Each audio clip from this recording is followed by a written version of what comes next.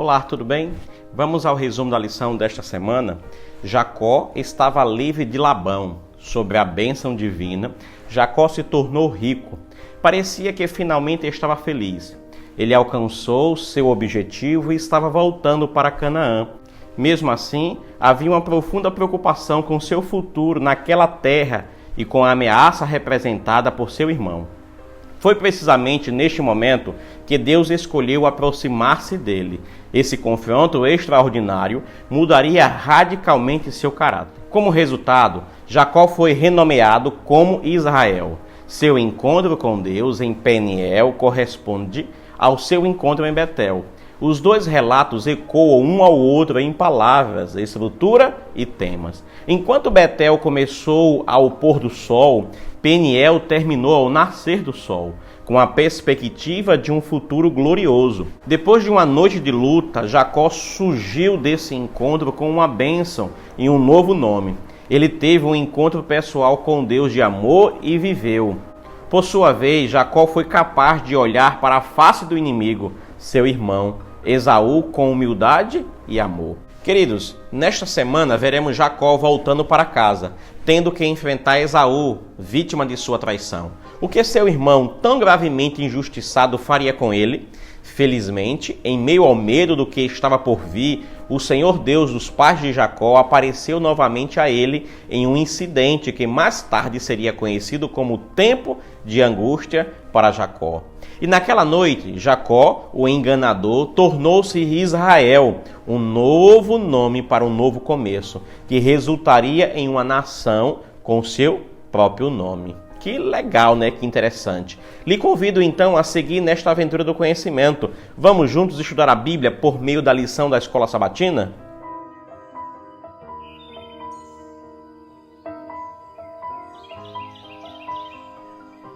A lição desta semana tem por título Jacó e Israel. O verso da semana está em Gênesis capítulo 32, verso 28, que diz assim: Então Deus disse, seu nome não será mais Jacó, e sim Israel, pois você lutou com Deus e com os homens e prevaleceu. Para o resumo da lição desta semana, quero dividir então em duas grandes partes. A primeira parte é a angústia de Jacó. A angústia de Jacó se originava de duas causas. A primeira era horizontal e estava relacionada com o irmão. A segunda era vertical e se relacionava com Deus. A primeira preocupação de Jacó era com seu irmão, a quem enviou 2 grupos de mensageiros. Essa iniciativa foi uma operação estratégica para salvaguardar o segundo grupo, caso o primeiro fosse atacado. O segundo teria tempo suficiente para fugir. Jacó decidiu enviar mensageiros a Esaú. Chamou seus 2 grupos de mensageiros humanos pelos mesmos nomes, grupos. Jacó entendia que para recuperar seu relacionamento com Deus, ele deveria restaurar primeiro seu relacionamento com seu irmão. Semelhantemente a seu avô Abraão, Jacó implorou a ajuda de Deus, dirigiu seu apelo somente ao Senhor, pois foi ele quem ordenou que retornasse a Canaã. O mesmo Deus que prometeu garantir sua posteridade, você pode conferir isso lá em Gênesis 32, verso 12. Jacó se referiu à maravilha da graça divina. As 2 palavras hebraicas, que é misericórdia e verdade, são as mesmas palavras que o servo de Abraão usou para quando proferiu sua oração. Quando ele bendisse o Deus por ter ouvido sua oração. Depois de orar, Jacó acampou durante a noite. No entanto, antes de descansar, agiu novamente. Assim o texto se move para frente e para trás entre a oração e a ação. Visto que ele não era ingênuo e sua fé não o tornava passivo, protegeu seu acampamento. Jacó organizou leva após leva de presentes a ser entregue a Esaú, para aplacá-lo, para acalmar ali suas emoções, né? A segunda grande parte que podemos dividir esta lição é a luta de Jacó para com Deus, lutando com Deus. Jacó, queridos, permaneceu sozinho porque desejava orar em angústia de espírito pela intervenção e proteção divinas. Enquanto orava, um homem se aproximou dele, pensando que estivesse sendo atacado por um inimigo, começou a lutar com o homem por sua vida. Gênesis 32, verso 24. A qualificação anônima, um homem, torna misteriosa a identidade dessa pessoa. Jacó identificaria o homem como Deus, assim como os profetas Oséias, lá em Oséias 12, verso 3 e verso 4. A mesma linguagem seria usada por Isaías em sua descrição do servo sofredor, em Isaías 53, verso 3. Que Deus tenha assumido a forma humana para se relacionar com os humanos não era algo inédito, não era a primeira vez. Você pode conferir isso em diversos textos, Gênesis 8, verso 1 e 17, Juízes 6, verso 11. O mesmo termo, um homem, foi usado por Daniel para designar o sumo sacerdote celestial em Daniel 10, verso 5, que você pode comparar também com Daniel 8, verso 11. E o príncipe do exército de Daniel 8, verso 11 também, expressão que designa o próprio Senhor.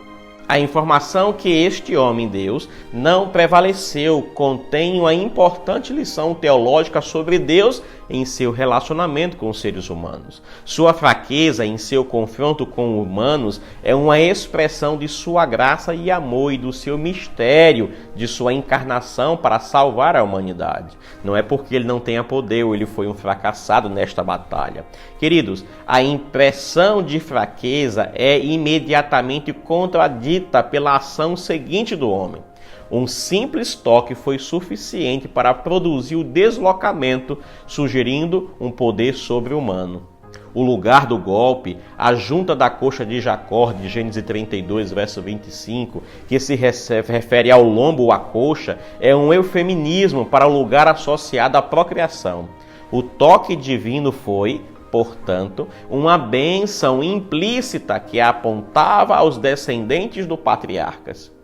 O profeta Oséias interpretou a luta de Jacó com Deus como uma experiência de oração. Olha que coisa interessante. É uma fé de Jacó que explica sua existência ternais. Assim, o novo nome de Jacó é Israel. A explicação do homem apresenta uma série de paradoxos. Primeiro, Jacó lutou com Deus, mas o homem explicou que Jacó lutou também com homens. 2. O nome Israel significa literalmente Deus luta, embora essa explicação afirme que foi Jacó quem lutou. 3. Jacó havia acabado de ser atingido pelo homem, que deslocou seu quadril, mas a narrativa explica que foi Jacó quem prevaleceu. Todos estes paradoxos transmitem lições teológicas importantes. Vamos a algumas lições importantes nesse momento. Primeira lição: a qualidade do relacionamento de Jacó com Deus dependia da qualidade de seu relacionamento com os homens, neste caso, seu irmão Esaú, e vice-versa.